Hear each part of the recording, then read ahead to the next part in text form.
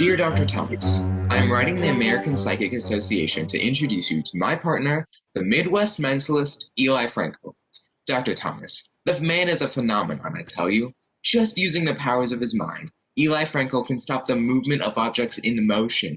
He has stopped rocks thrown at him by scoffers. He has stopped baseballs. Yesterday, he stopped a girl on a speeding bicycle. We're starting our own company, Frankle Incorporated. I'm a vice president.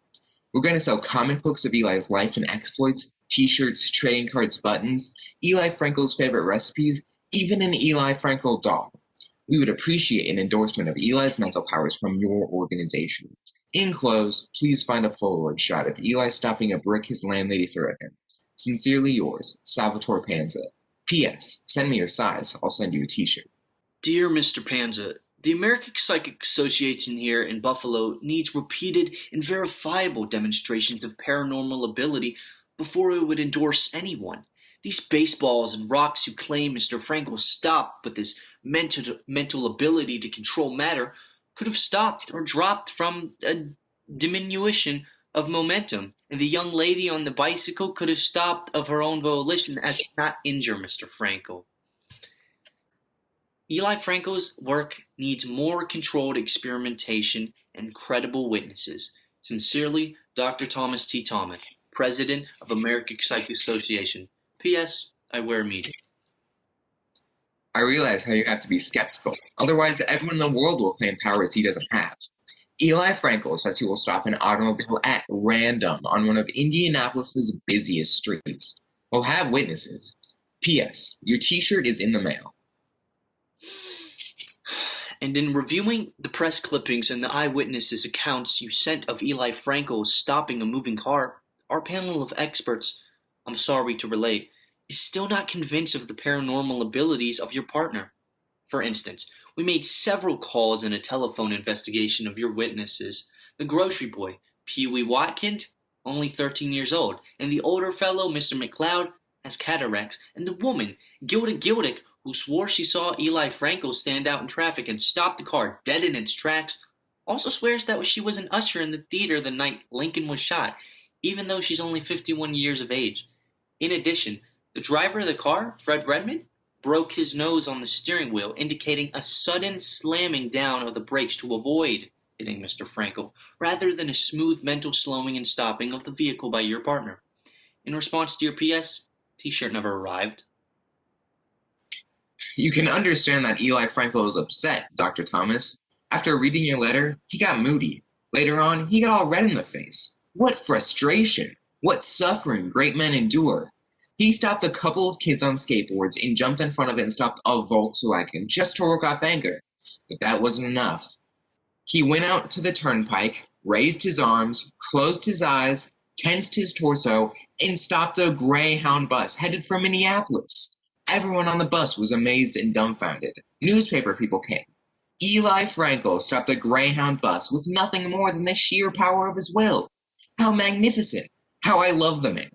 Of course, the police didn't understand Mr. Frankle's life work, but Eli's out on bail now. Enclosed are the clippings and my Polaroid shot of Eli being handcuffed and roughed up by the police. The Greyhound bus incident, Mr. Frankle's arrest, and all the whiplash suits brought by the bus passengers and those who plowed into the rear of the bus has made the national news. Since 60 Minutes has scheduled an interview with Eli Frankle, the producer of that program has been hounding the American Psychic Association with the question, does he or doesn't he have psychic powers? Therefore, we have no choice but to send a representative out in Indianapolis to witness Mr. Frankle's next feat. P.S. The Eli Frankle t-shirt arrived and fits perfectly. I've never seen Eli Frankle happier. So his psychic powers will finally be recognized? Eli requests, Dr. Thomas, that your representative not publicize his arrival. The amazing Eli Frankle is keeping his next demonstration quiet, except for your representative and a few local reporters. He doesn't want his next stoppage of a moving object, by merely willing it to stop, to be questioned on the basis that the drivers in the Indianapolis area were on the lookout for him. Besides, the police and a judge threatened Mr. Frankle with a prison term if he interrupts the flow of traffic again. The amazing one will keep secret the greatest test of his Herculean psychic power. P.S. I'm putting an amazing Eli Frankle doll in the mail to you, Dr. Thomas. In writing the American Psychic Association, Mr. Panza, from a post office box number in Toronto, Canada, and asking us to mitigate the trouble you were in by saying Mr. Frankle's fiasco was of scientific inquiry sponsored by this organization is just out of the question. You are not getting me involved in this. It's bad enough that sundry lawsuits are being sent to you in care of this office. We'll hold them until you see fit to return to the States and face the music. But why didn't you try and dissuade Mr. Frankle? I ponder it over and over.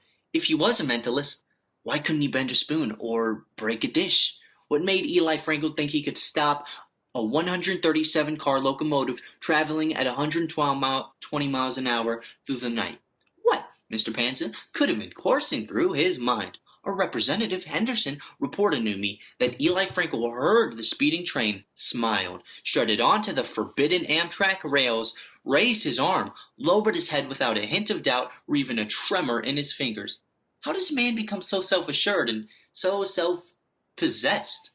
Why did not even the cries and warnings of news reporters, the Amtrak security guard, and our representative Henderson make Mr. Frankle twinge a muscle in doubt?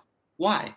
But be that as it may, Mr. Panza, as the amazing partner of the amazing Eli Frankle, you are being sued by Amtrak for perpetrating a hoax, for illegal trespass, for backing up rail service for 36 hours, for creating a public nuisance, not to mention the broken skylight in the train station that Mr. Frankle went through after he was struck by the train and sailed 50 yards, for the concussion caused when Mr. Frankle's dead body dropped onto a ticket seller in the station, and for the station fire caused when the aforementioned ticket seller's records fell into a space heater in the ticket cage. You are being sued by the city of Indianapolis for 3 asphyxiated firemen. You are being sued by the driver of the train for mental anguish, and you are being sued by the passengers for...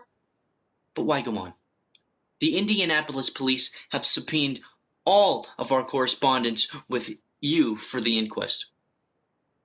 They have confiscated my Eli Frankle t-shirt, which has not even been worn yet, and my Eli Frankle doll, which has not even been played with. No, Mr. Panza, I won't tell them you've run to Toronto, Canada for hiding. I won't have to. I might as well warn you. The Indianapolis police are using a psychic to find you. They have your coat that you left on the train tracks that night. The psychic holds that coat and stares at a map of North America, waiting for your brainwave length to hit him. His name is the unbelievable Larry, and I warn you further, Larry does have the endorsement of the American Psychic Association.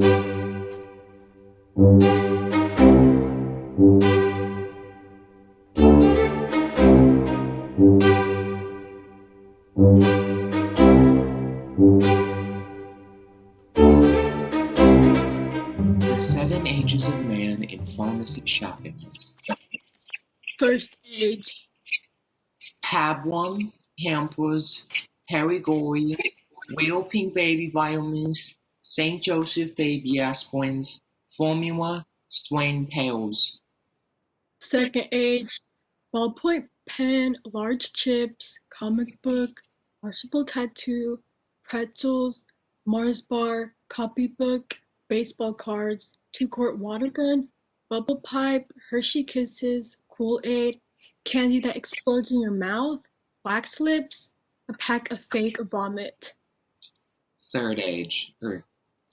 Lipstick, teen scene magazine, saline solution, hair gel, shampoo, deodorant, razor blades, Milky Way, chewing gum, hairspray, Bananka, birth control refill, Claricel, large. Fourth age. Aftershave, Muscle Man magazine, protein tablets, weightlifting gloves, multiple vitamins, hairspray, Playboy magazine, designer sunglasses, roses, birthday card, 24-pack condoms. Fifth age.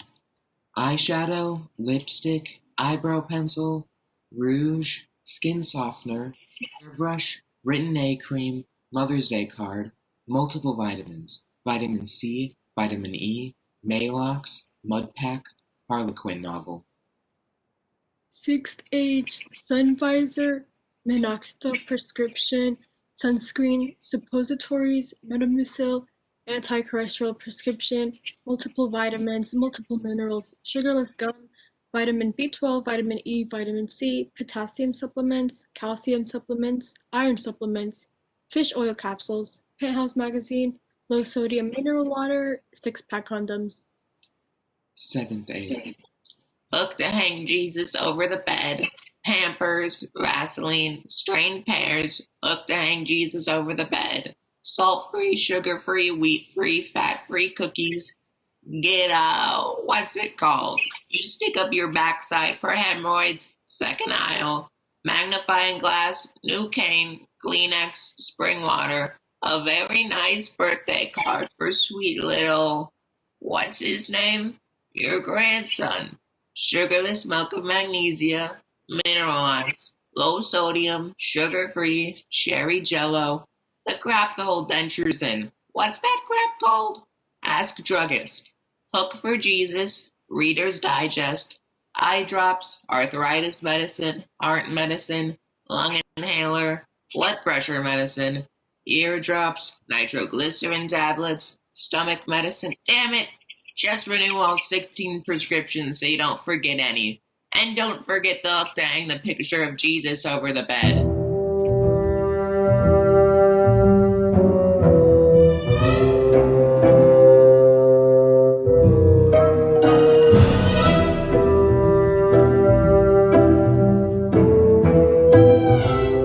Dear Mom, I'm as sick as can be with my stomach.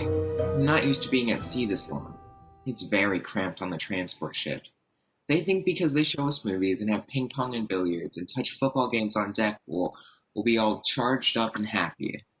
I miss the dog real bad, and you and Dad too.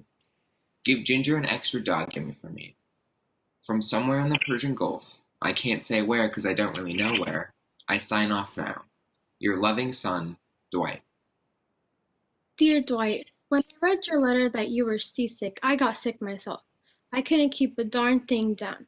Then I made your father sick just listening to me in the bathroom. He went and got sick in the upstairs bathroom. I could hear him.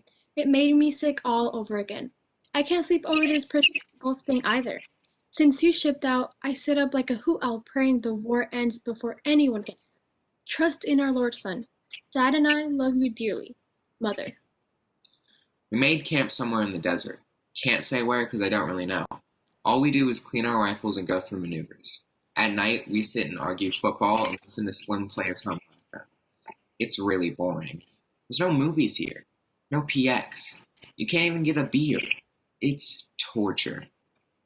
The news is getting worse.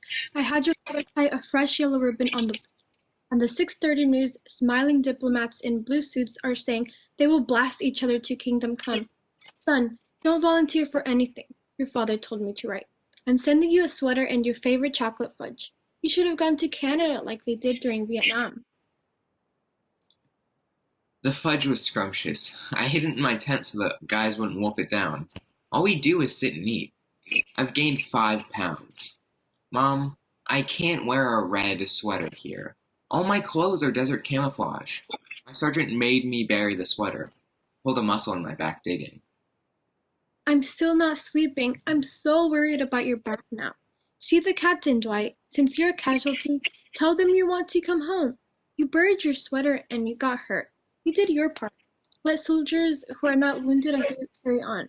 Your father has put a yellow ribbon on the back porch and on his car now. P.S. I am knitting you a camouflage sweater. It's hell over here, Mom. A fight broke out over a volleyball game and a fellow named Reggie got a front tooth knocked out. What can you expect? Some of these guys haven't seen their family in weeks, and they're cracking. I hate it here. Mom, I miss Ginger, and Slim and his harmonica is driving everybody nuts. God protect you. The bombing started. We saw it on the 6:30 news. Dwight C. Halsey, whatever you do, don't go anywhere. And please, God, don't go anywhere without your gas mask. Mom, it's just something I wouldn't want to go through again. Newsmen trying to dig stories out of us, planes going overhead, waking us up at all hours of the night. And you can't keep the sand out of boots. We now have to sleep with our gas masks on. The whole outfit looks like it's from the Black Lagoon. I hate harmonica music. I'm on Valium, son. Saw Scud missiles coming into Saudi Arabia on CNN. My nerves! Good thing you boys shot them down. Oh, I just hope I make it through this war, Dwight. We watch the briefings on TV every day at 3 o'clock. The generals seem so sure of themselves. Your father bought us 2 gas masks at the Army-Navy store. He says, you never know. Keep safe, son. You're not like other boys. You've always been special. Cheerleader in high school and all that. You shouldn't be in a place where there's so much danger. I have to go now. Your father can't get his gas mask off, and he scared the UPS guy half to death. I'm sorry to have to write this, Mom, but I don't want you to be real shocked when you see me. Yes, I was hit yesterday. They were throwing ready meals from the truck, and one hit me smack in the face. It took 4 stitches in my cheek to close it, but I was sent right back on duty. With the war going full tilt now, they are merciless here. Last night, there was a night operation. In the dark, we beat up Slim and crushed his harmonica. Everyone likes him a lot more now. Son, I have called Congressman Callahan on the phone, and I'm trying to get you out. I told him you were injured twice, your back and your face. How much hurt must he give, I told him, before he's relieved. Dwight, I'm a nervous wreck. Your father had the priest come and talk to me. All he could tell me was to trust in God and pray, and he gave me a crucifix glued to a yellow ribbon. I'm changing parishes next week. God, how can the people take all the bombing? I can't take much more. Your father is no help at all either. I caught him on the floor of the attic trying to squeeze into his old Coast Guard uniform. Getting worse. The land war started. We're moving out over the land. I don't know when I'll be able to get mail out again. Mom, I have a queasy stomach and I'm miserable. I don't know why I ever joined the army. It's a rotten life. But stop your worrying, Mom. Okay? You know, whatever happens, I love Ginger. And of course you and Dad too. P.S. I want you to know I'm wearing the camouflage sweater you knitted. So wherever I go into combat, you'll be on my back. I am writing this by Justin and Mercy Hospital. Nervous exhaustion. Your father tied a yellow ribbon to my bed. The nurse gave me big horse tablets to make me sleep. The drug sleep, I worry about you. Last night I dreamed that I was awake in a gas mask, worrying. There was this cloud of green gas coming toward me. The smell woke me up. Love, Mother. Well, the war seems to be ending. I've never seen so many buses and trucks and jeeps in all my days. The desert looks like the Pennsylvania Turnpike at rush hour. No one in my platoon, company, or for that matter, battalion, ever saw a soldier. But if we did, they'd regret they ever came, I can tell you. We're told the Air Force bombed to death over 150,000 civilians in the war. It was worth it, too, because they had it coming.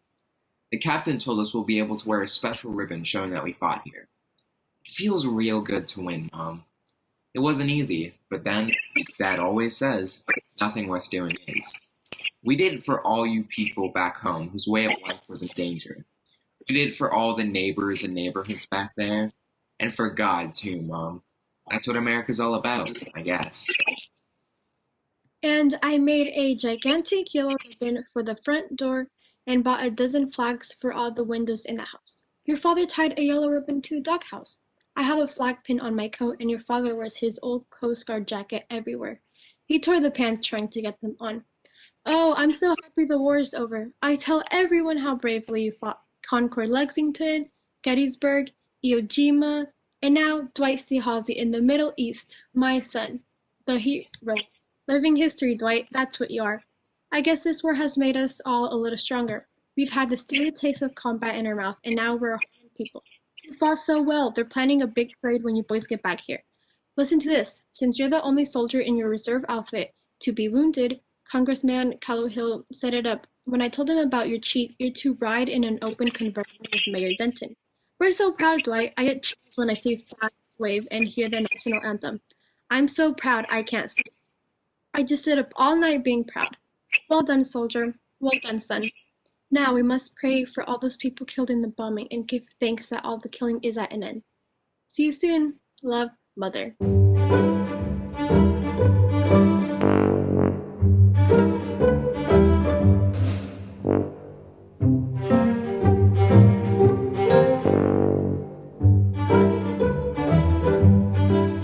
It's New Year's Day here on Earth.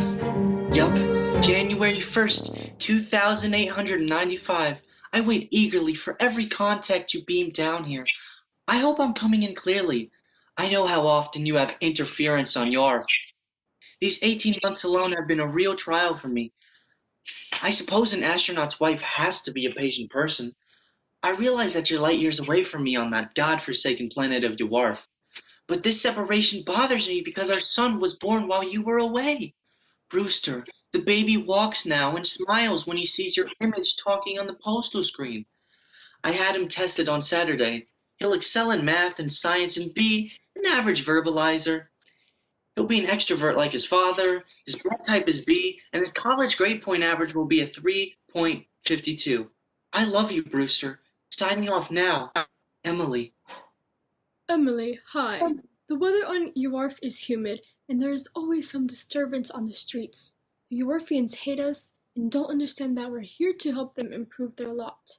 The men actively fight with their fists, and the girls wear short skirts, and they drink the juice of fermented fruits and grains until they're intoxicated. But we're managing. Thanks for the chocolates you sent. They were good, but I think breaking down food into its component atoms and beaming them by teleportation makes the food lose flavor when the atoms are reassembled at the Federal Express office. I must go. Colonel Shoup calls. My love to Junior. Also, you seem to be gaining weight. A lonely woman whose husband is light years away does have a tendency to eat more to compensate for her isolation. That's no reason to make a to-do about it when her image flashes on his poster screen. Your mother flashed on the screen yesterday. She wants to know why you don't contact her more often.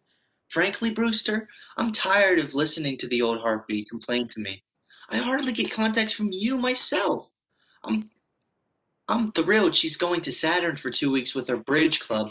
I cleaned out the garage and sold a lot of junk we never use anyway, like that weed whacker robot and the R32 no drip robotic house painter. Also, I had to take the all-purpose vehicle in for repairs. Jeff, the repair consultant, told me I needed a new fusion core and a rebuilt atom injector, and that I was just wasting hydrogen driving it the way it is.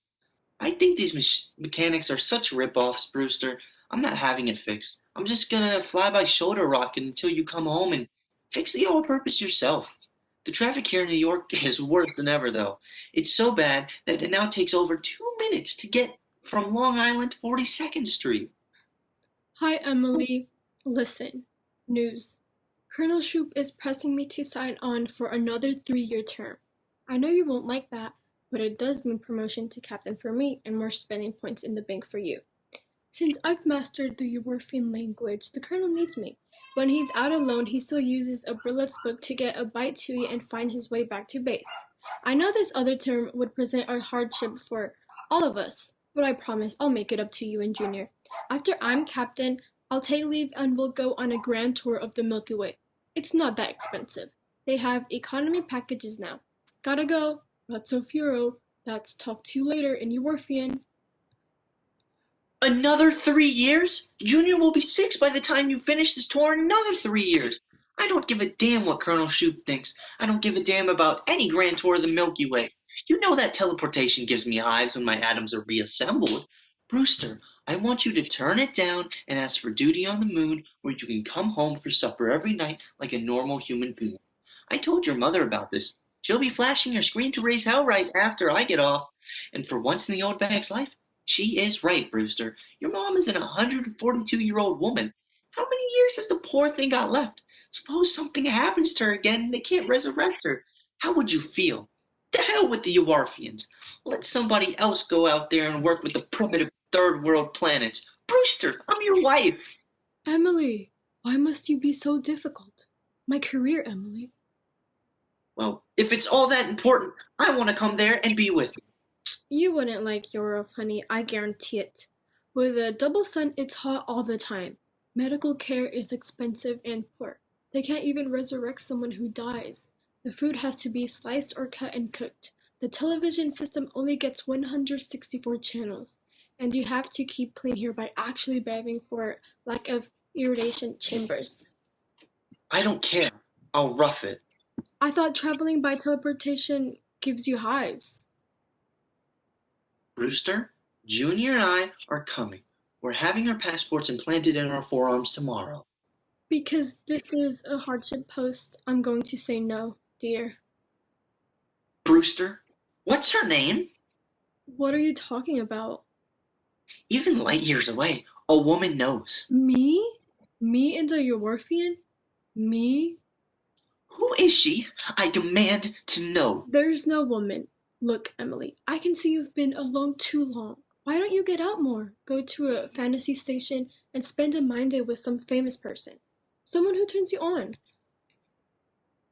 Brewster, I'll flash the colonel's screen. I tell him he's not going to promote to captain someone who'd run around with a meat-eating Eurorphian. How can you be in such accusations across the universe?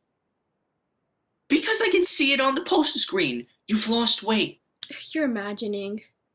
You've grown a mustache and stopped shaving your head. Oh, come on.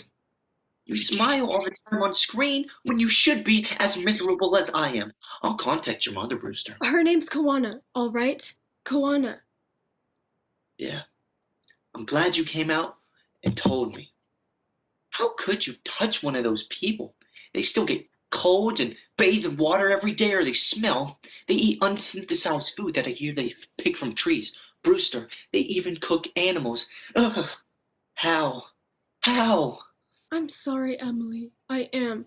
But it's just like when that mythological character, Gawain, went to the South Seas and was overcome. There's a certain beauty in the primitive, Emily. The women here still shave their legs with razor blades. They still die at age 75 or so, and get drunk on Fridays, the way Earth people did in ancient times.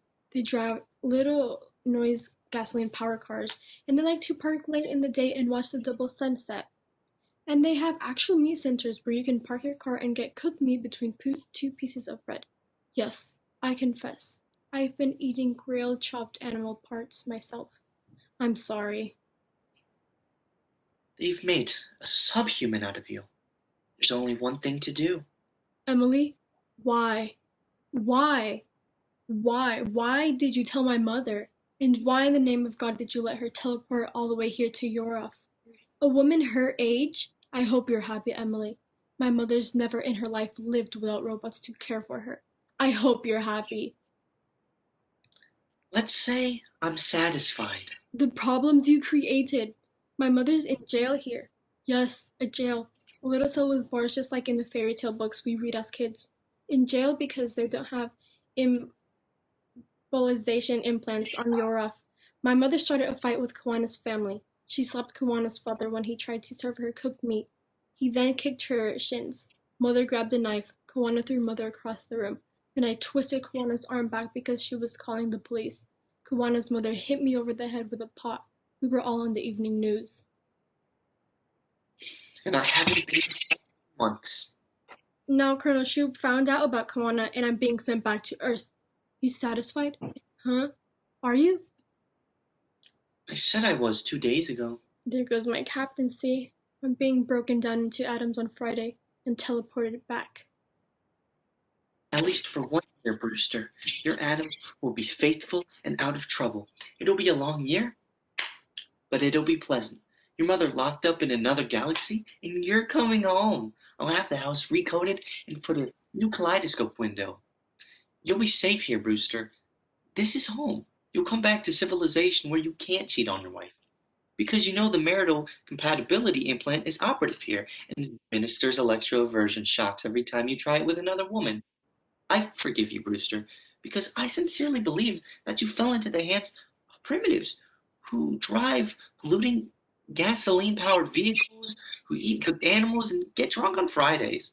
What brainwashing made you want to stay? What? How can people live like that? How?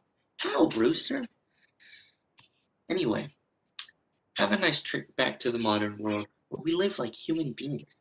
Thank goodness. Signing off now, Emily.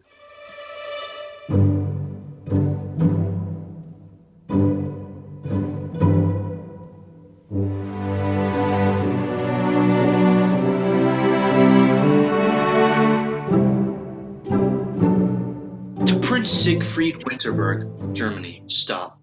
I miss my school chums, but father's death has shaken me. Stop. Haven't cracked the book, so I will remain in Denmark until after the sociology quiz. Stop. I'll get a sick note from Mother. Stop. Please take care of Ilsa and give her my love. Stop. Hamlet. To Prince Hamlet, Elsinore, Denmark. Stop. Dormitory not staying without you. Stop. Miss Water fights. Stop. All classmates await your return. Stop. Especially Ilsa. Stop. I miss Ilsa too. Stop. I long to hold her in my arms. Stop. Sometimes I hold Horatio in my arms to make me feel better. Stop. Ilsa pining away for you. Stop. Doctors have given her peppermint tea and have bled her. Stop. She looks horrible, but her breath is a blast. Stop. Mother's marriage to Uncle followed hard. Stop. Did polka with her at reception. Stop. Horatio in wrong line. Caught bridal bouquet. Stop. Ilsa wants to sell books and dorm furniture to get money to come to Denmark. Stop. Please advise. Stop. I love Ilsa, but she can't come to Denmark. Stop. We have a ghost in the castle. Stop. Have sent for exterminator. Stop. Ilsa heartbroken. Stop. Returning students told her about this Ophelia. Stop. Who is she? Stop.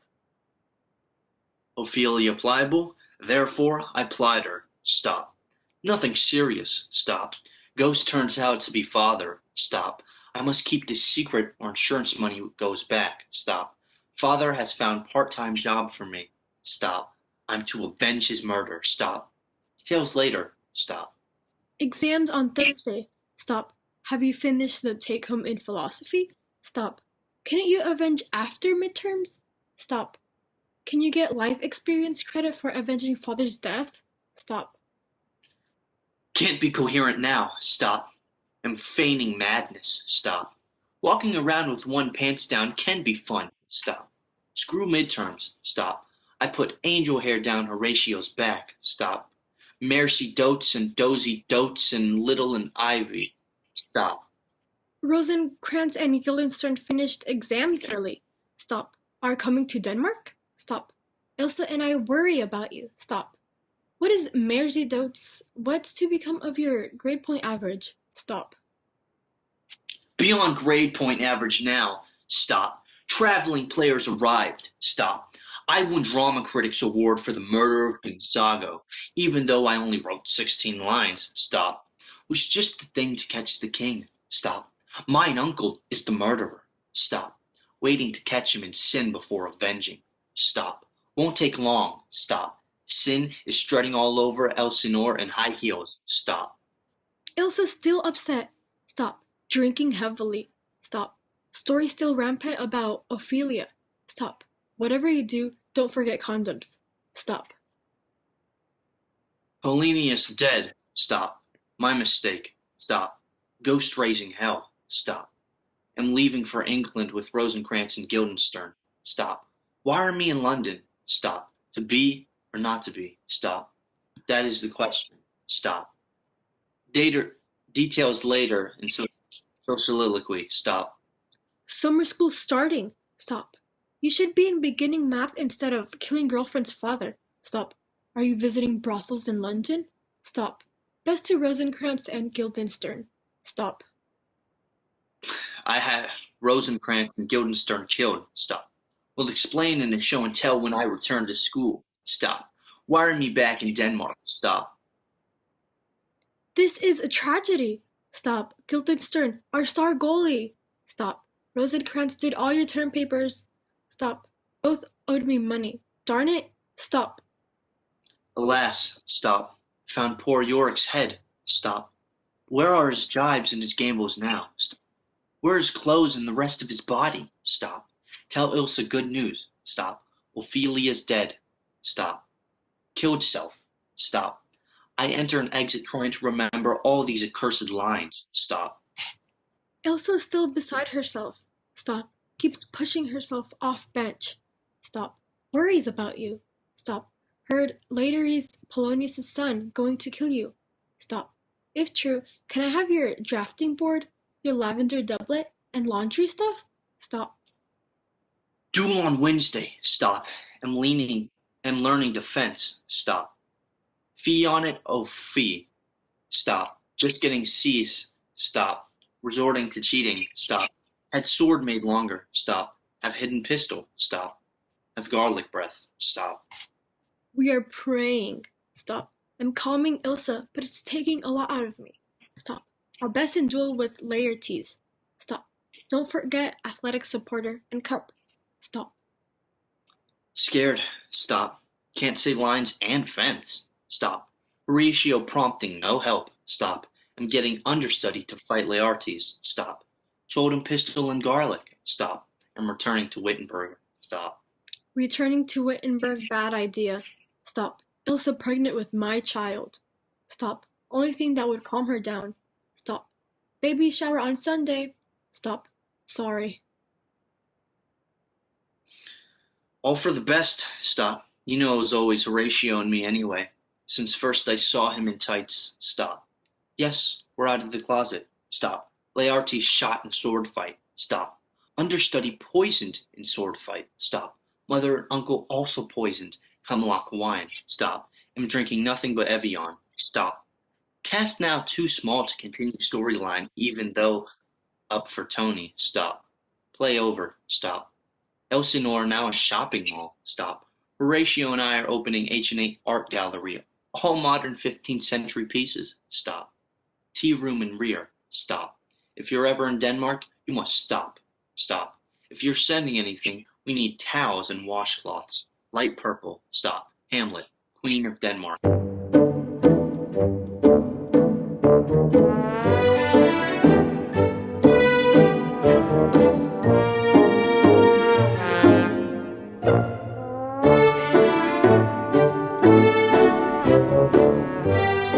Dear Sister Agnes, I sent cleaning woman Mrs. Johnson a little present, a miraculous medal, for all the hard work she did moving our suitcases and books.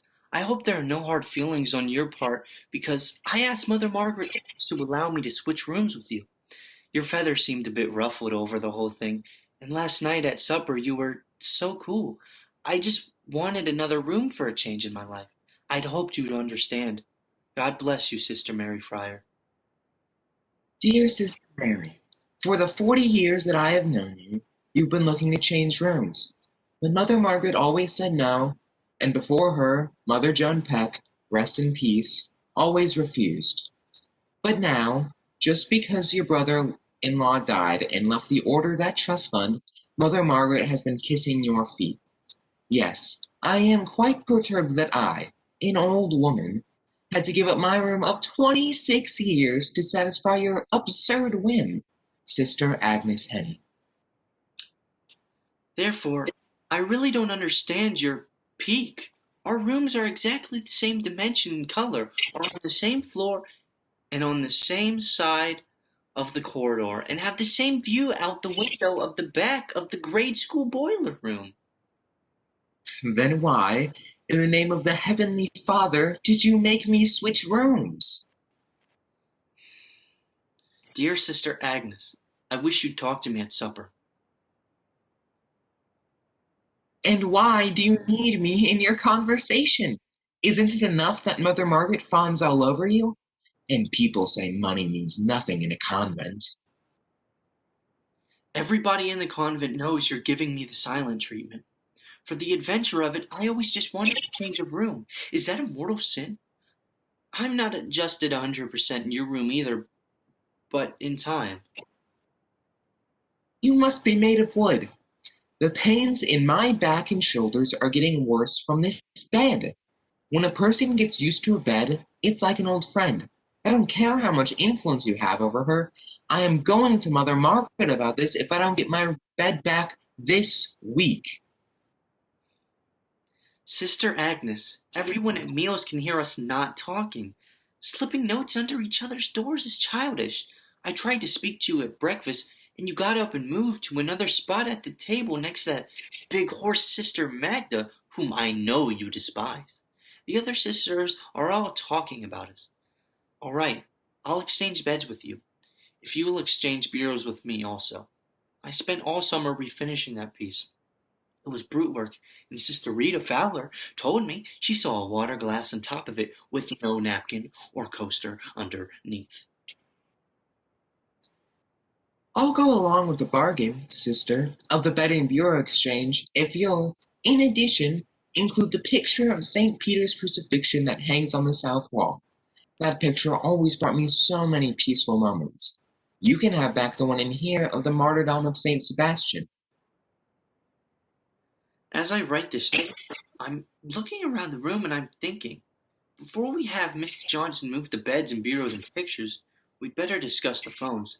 The purple telephone in here won't match the green bed, nor will it match the green matting on the print of the martyrdom of St. Sebastian, so the telephones will also have to be exchanged.